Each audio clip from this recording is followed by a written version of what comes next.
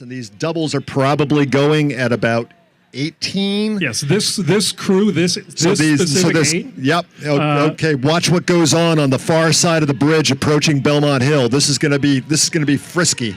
Yeah, that particular and crew. Check out the gap on Ex Nemo to bow 2. They set the record last year with 15:23, and that is the same crew. So I would not be surprised to see them break their own record. Yeah, so those of you who don't know Latin, Nemo means no one. So Captain Nemo was no one. But Nemo, ex-Nemo, they're Harvard alums, and they know this river. They know exactly when they're coming up the course, how they should be feeling at different points in the race. They've got a coxswain that knows the river intimately. So I'll be curious to see what happens to those. I hope those 2 doubles are okay. Yes, the ideal track. Well, I'll continue that after. This is bow number 2. Approaching is now Diesel Rowing from Orchard Park, New York. I believe they came in second last year. That would be right based on their seating. Yes, so they will be competitive as well. Okay, so course record in this event is 15:23. We'll see if this is one for a record watch. Okay, now we got 3/8 coming around the bend. Okay, they're 12:23 through CBC. So coming around the corner right now, we have reverse order, 5-4-3. Marin from Green Bay, California, and another diesel crew, and they have overtaken the second ex-Nemo crew. So yes. that is with the orange blades and the yellow and blue hull, that's Marin. In the yellow Empacher and blue shirts, that's Diesel. And then in the Empacher with the crimson and white tipped blades, that is the second ex-Nemo crew. Okay, and heading for the off-ramp and is bow number 4. And you can see the coxswain dipping his left arm into the water to try and use it as an emergency brake. That's going to scrub some speed. Uh-oh. Now, they also have to be careful on these buoys on the far side of the bridge, because if they go outside any of those green buoys, that's a penalty. Oh, nope, they're safe. They're good. They just barely squeaked the bow back inside the buoy line. So ex-Nemo went through here in 12:24. They were over a minute faster than bow number 2. We have somebody rowing with Harvard blades coming down the course, but his number has flipped on his back, so I can't tell who that is yet. 6. Okay, we got bow number 6. So that's North Dakota indoor out of New York. Okay, so we got 6, 7, and 8. North Dakota followed by Sammamish, followed by Fat Cat. Fat Cat are Princeton alums. Sammamish tends to be Washington State grads. Washington State grads. Which, for these alumni and senior master 8s, I do think Fat Cat has the best branding of any of the teams with their alternating race jerseys. Orange and black, of course, Princeton colors. We got another course record. Nemo A was in 15:12 versus the old course record that they set last year of 15:23. Wow, everybody's obliterating these course records. 10, 15 seconds. So the Cox, it's Travis Metz, it's James Baker, it's Chris Swan, it's Bill Browder, Nick Peterson, Greg Ansola Bahir. In front of us right now, we have Riverfront Recapture. That's another Hartford, Connecticut club. So that explains where Greg disappeared from, because he had the number 1 bow marker in the 30-40 single by rights. He ducked into an 8. So we were talking about, do you row with your friends? And there you go. You jump into an 8. You get a course record. Let's see who else was in there. Adam Holland, who coaches here at BB&N. Pete Sherris, who's a longtime member of the Adager crews. And then John Gibbons. And in front of us now, we have Cornell alumni being chased by Bulldog, which are Yale alumni. That's bow number 10, entering the bridge, and in the yellow Empacher with the blue jerseys. That is Bulldog. So I will tell you one other thing that I'm doing up here is I'm scouting Masters rowers for our Heineken boats. So we'll look at who finishes well here, and if we have a gap in our boat, what we do first is we look at the head of the Charles results. It's like if somebody's in shape in October, they'll probably be in shape in March. Yeah, I mean, you can't lose that much fitness over winter. Crossing the dock right now, of course, with the blue and white stripes, Riverside.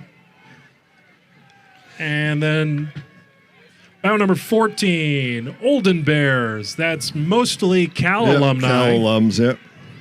And then right behind them is, that looks like we got a little bit of a change here. 17, Irish Masters. So these guys over at Libourne at FISA World Masters were incredibly fast across their entries. So they were fast in September. So we'll have to look and see how they do. Go Ireland. All right. And then we have chasing them California, bout number 15, California Rowing Club with the white hull. And behind them, red and white with the, looks like... Yeah, Irish Masters were fourth through CBC. Gentle Giant Rowing Club oars, bout number 18, French team from Annecy. Annecy? I don't know French. Which one? 18? Yeah, Club Nautique d'Annecy.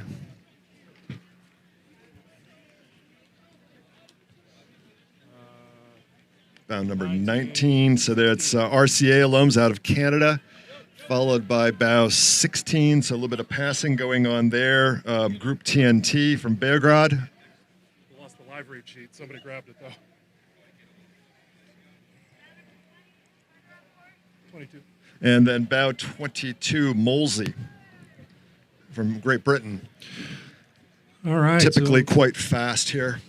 Great Britain, Ireland, China, Guatemala, Mexico, Canada. We have quite the international event going today. This is a big road trip. And, the competition to get into these lineups, I mean, it's like erg scores, summer racing results. I mean, these guys don't mess around.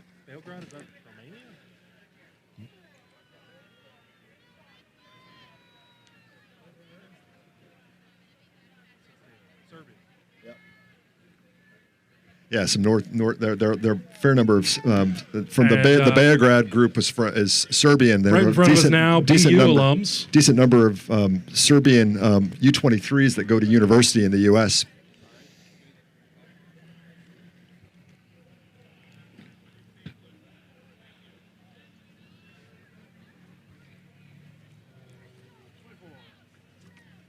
Okay, bow 24, Chinook. It's a Rolodex crew.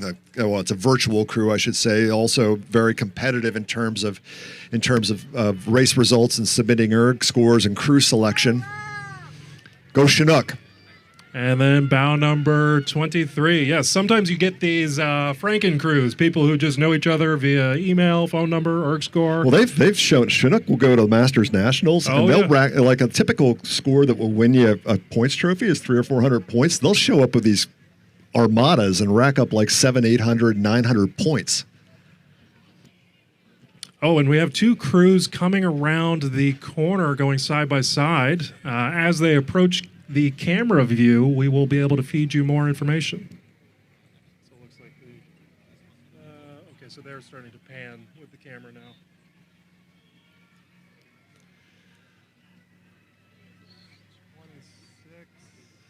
Okay, we have bow 26. That is Navy Masters.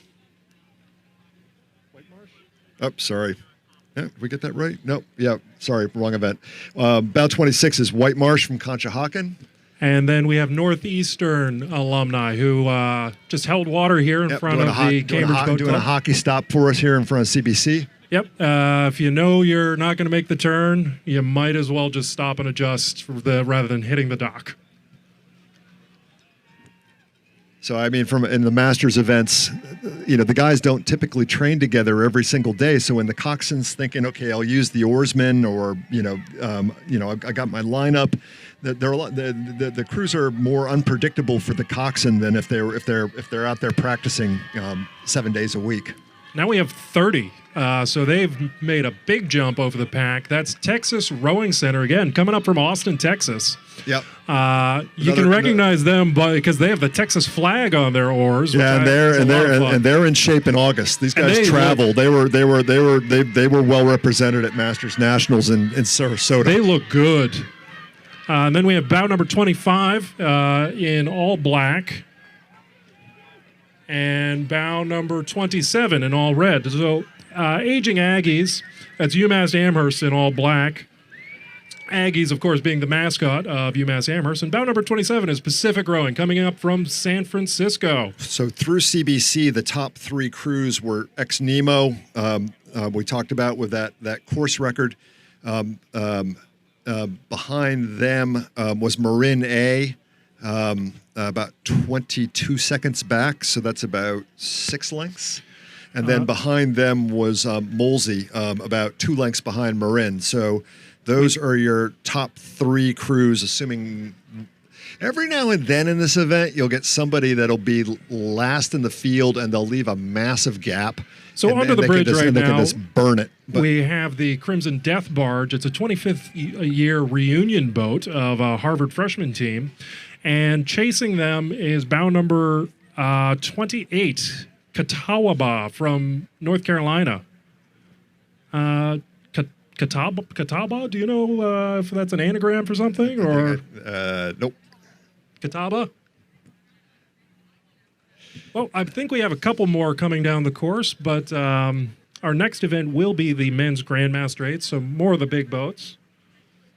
Yeah, and the next event will be 60 plus. So that course record is held by an Australian crew, Melbourne University, that was here back in 2017. So the deal for this race is you have to average 60 years. So if you have a 50-year-old, you have to have a 70-year-old. And it, again, gets kind of like tricky in terms of how well matched is the crew, so you don't get halfway down the course or 3/4 of the way down the course or into the last 3 minutes and have somebody blow up. And that can be a function of somebody being younger. It can be a function of somebody being in better shape. Sometimes the old guy is the one that's in better shape. Sometimes you have somebody that was in shape and they come back a year later and they're a bigger person than they were the year before. So it changes a lot. Bow 1. Okay, so we're into the 60 plus, and here's bow number 1. Last year's defending title is Marin. 29, splitting bow 1 and 2. And then from the prior race, Avalon from Chincoteague, Virginia, Avalon Rowing Club. So well done by bow 1 navigating around that. And now we've got bow number 2, the 1980 Rowing Club. Started off as a reunion crew for the 80 Olympic team. They've swapped in a few new people since then. But they always represent well in whatever division they're in. So, bow number 1 and 2, Marin in 1980, they look to be rowing very well today. Now the crew that they're overtaking should be yielding aggressively over to the green buoys. We'll see how that works out after the Eliot Bridge. It does look like just from their angle of exiting the bridge, 1980 is planning on passing them on the outside of the next turn. Which is, you take a tour towards Brighton, it sort of adds 10 seconds onto your time. And for the rowers, it adds a couple hundred extra meters as well, which is not what we want after a couple miles. If you're counting stroke, you're like, oh, I get another 10 strokes because of what? Okay, bow number 3, Palm Beach. Another. There's a Palm Beach boathouse. They're actually doubling the size of the boathouse, but I would say probably half these guys are from Palm Beach, and the other half are friends that they've raced with over the years. Okay, and now we've got bow number 4 in green, which is New Haven Rowing Club, which is on the Housatonic, followed by bow number 5, the University of San Diego alums. Yeah, so the Serpentine course we were talking about, ideally, if you're a coxswain or you're rowing a small boat, you want to be entering the Eliot Bridge on the Boston side and exiting the Eliot Bridge at a diagonal angle coming out on the Cambridge side so that you can aim right towards the back corner, the upstream corner of the Belmont Hill dock, minimizing the amount of distance you have to actually cover. So there's a real neck and neck going on in this one. At Riverside, you had let's see, who's winning at Riverside? It was Upper Yarra. And then Upper Yarra actually was they're bound number 17. So have they come through yet? And in front of us right now, we have another Fat Cat crew. Again, easily recognizable by the orange and black. And I can hear some Fat Cat friends, family, and fans from the bridge. So you had Marin in 1980 within a second of each other at Riverside and at Weld and at CBC. So, okay, Marin in 1980. But back at Bow 17, you've got Upper Yarra from Australia, and they were running 13 seconds faster than those other two crews at Weld. So they'll be coming through. They'll be coming through in about a half a dozen boats. So in front of us right now is Italiuni, 1980 Olympic team crew.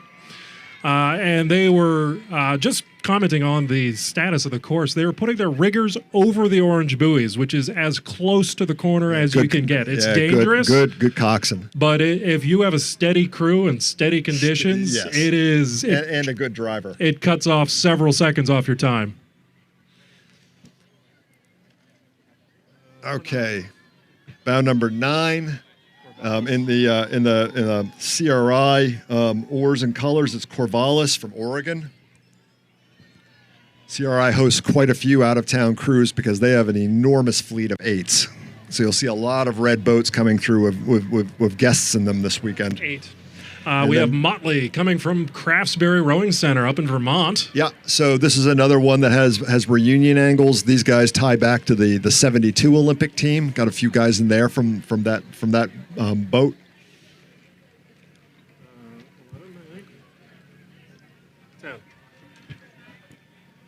And Saratoga Springs approaching us now with the black and white chevron oars and the white racing shirts. I'm going to be really curious to see how Yarra handles this turn, if they've got any kind of issues passing anybody, because they've got to be coming pretty soon.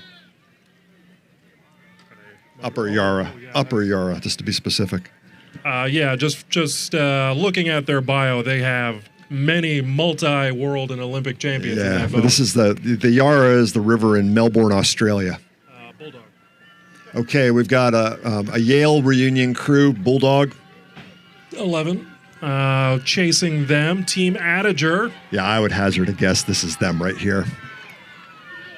Look at the blade work, nice and tight. Good entry into the water. Yep. Just driving the hips, swinging the shoulders, really moving the mass. So with the dark unis, white hull, white blades, that is Upper Yarra. The Australian club, so that's another country to the roster of international champions who have joined us here. And they look fantastic. I would not be surprised to see them competing for the record here today course record in this event is 16:23, and they are through. They're not going to have time yet because they have overtaken at least 3 crews now, so they are motoring down this course.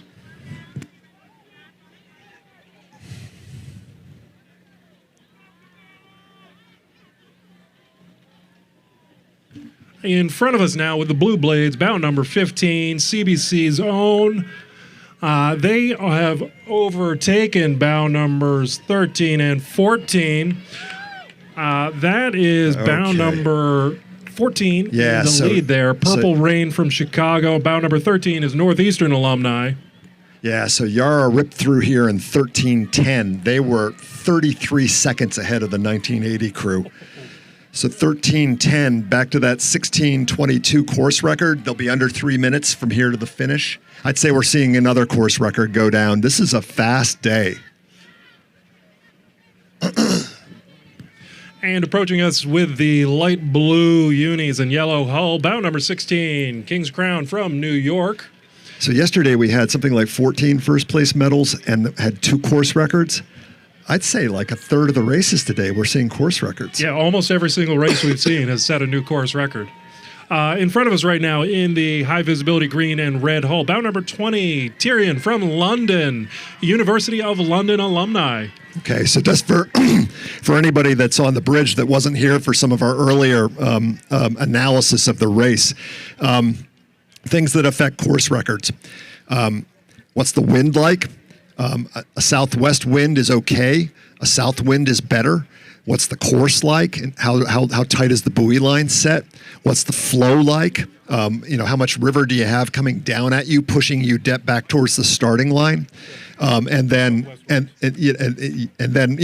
how effectively are you able to execute relative to if you got bow one, it's one thing, but if you've got a pass cruise, do they get out of your way? And so far this morning, I think we're on track right now for so far our 5th course record, right? Yes, and for reference, just from quickly checking the internet, it feels like there's no wind, but there's a slight 4-mile-an-hour southwest wind pushing these crews along a little bit. So that's like a little turbo boost down the course. Yeah, and it's glass everywhere else. 18. Okay, bow 18. So this is Der Hamburger from Hamburg, Germany, and then bow 21 from Florida, Jacksonville Rowing Club.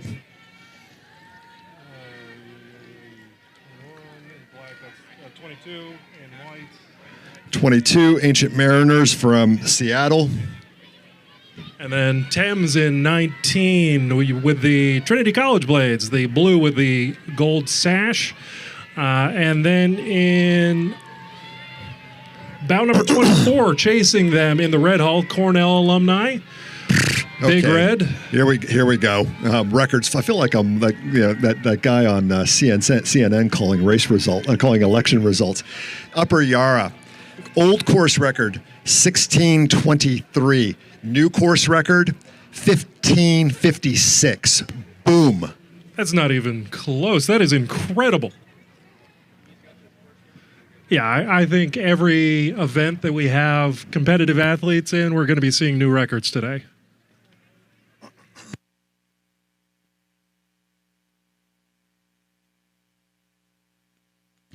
And approaching us now, we have Warren in the maroon shirts with the Harvard blades. That's the crimson with white tips coming in from Sharon, Mass. They're founded 40 years ago by former Harvard lightweights who have wanted to keep competing on the Charles.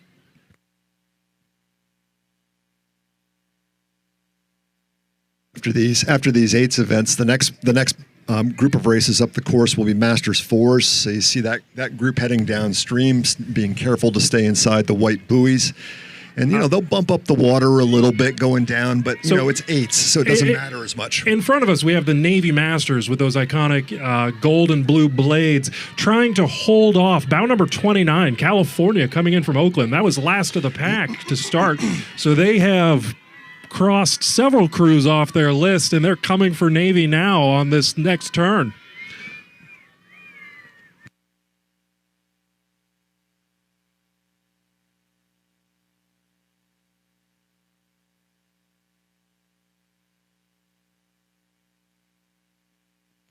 And approaching us now is another aging Aggies crew from UMass Amherst, class of 1981, 82, 83, and 87.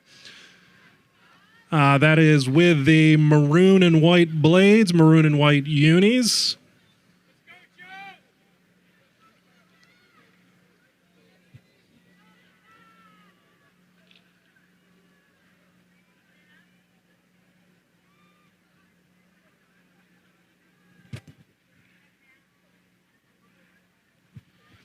And approaching the bridge now in the yellow hull, orange and black blades. That's bow number 23, Carnegie Lake. That is, of course, down at Princeton, New Jersey, the training facility down there. And bow number 28, right behind them, is Wesleyan alumni with the red blades with the black chevrons on them. And I do believe that's the entire pack of athletes here. So next up would be event number 27. Same event, but it's the women's senior master 8s, started at 9.